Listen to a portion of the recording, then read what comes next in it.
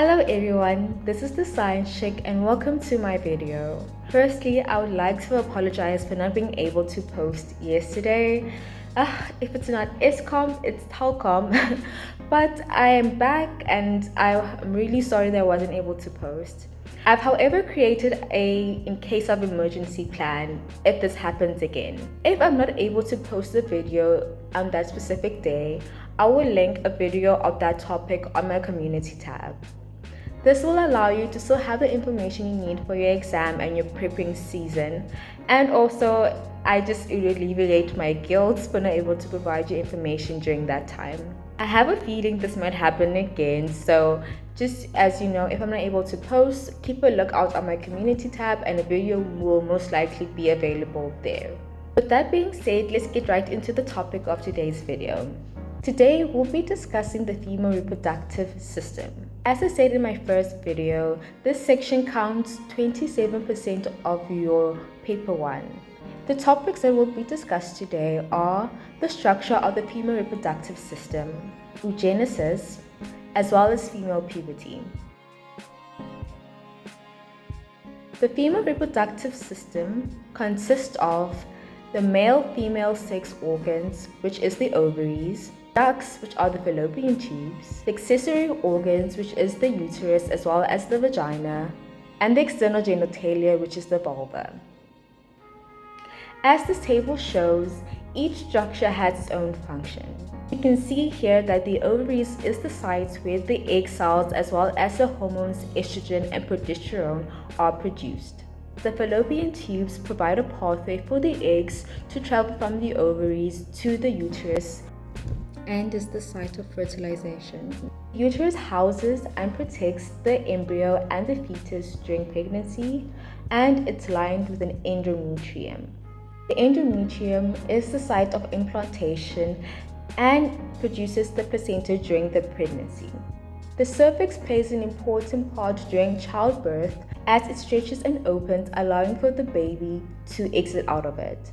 The vagina plays an important part during childbirth too, as it is the canal in which the baby comes out of. It also plays an important part during sexual intercourse as well as menstruation, as during sexual intercourse it receives the penis as well as the semen, and during menstruation it allows for menstrual blood to release out of the body. And the vulva provides a protection property to the vagina. If we take a deeper look into the ovaries, we can see that the ovaries are made out of numerous follicles. These follicles will be discussed mainly in the menstrual cycle portion of my videos, but to give us a brief understanding or brief look at these follicles, the ovaries are made out of the primary follicles, the Hrophian follicles, as well as the Croupius luteum. The primary follicles contains of 2 layers of follicular cells, and these cells continue to proliferate to form many layers surrounding the oocyte. Eventually, these cells become known as the granular cells, and these granular cells will produce progesterone after ovulation. The Hrophian follicle is a follicle filled with a fluid surrounding the ovary, allowing the ovary to mature and to become a fertilizable oocyte. It also produces the corpus luteum. Oogenesis is the production of female gametes, egg cells, in the ovaries. It occurs when the diploid germinal epithelium of the ovaries starts to produce follicles by mitosis. Even though oogenesis and spermatogenesis are processes in which gametes are formed, how these processes occur vary.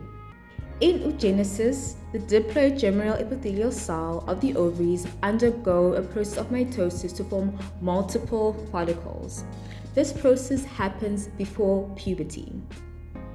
On the onset of puberty, every 28 days, the follicle-stimulating hormone, also known as FSH, stimulates one follicle. Only one cell in this follicle becomes enlarged and goes through a process of meiosis. Out of the 4 haploid cells produced during meiosis, only one cell will survive to form a mature ovum. The other 3 cells produced during meiosis will disintegrate. As you can see in the figure, a human ovum consists of follicle cells, a nucleus, cytoplasm, as well as a layer of jelly.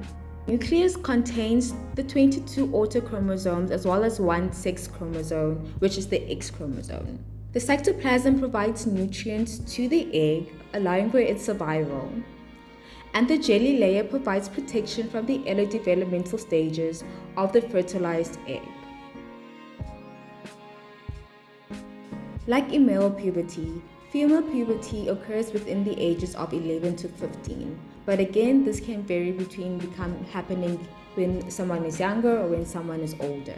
The secondary characteristics that are displayed during puberty are the production of the hormones estrogen and progesterone, growth of hair around the vulva, as well as the armpits, the widening of the hips as well as fat deposit underneath the skin, and the development of breasts.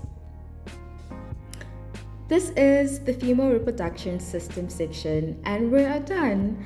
And thank you so much for sticking all the way through. The next video will be on the menstrual cycle and will be more detailed discussing follicles and such things. So I hope that you stick around and I hope to see you soon. Bye!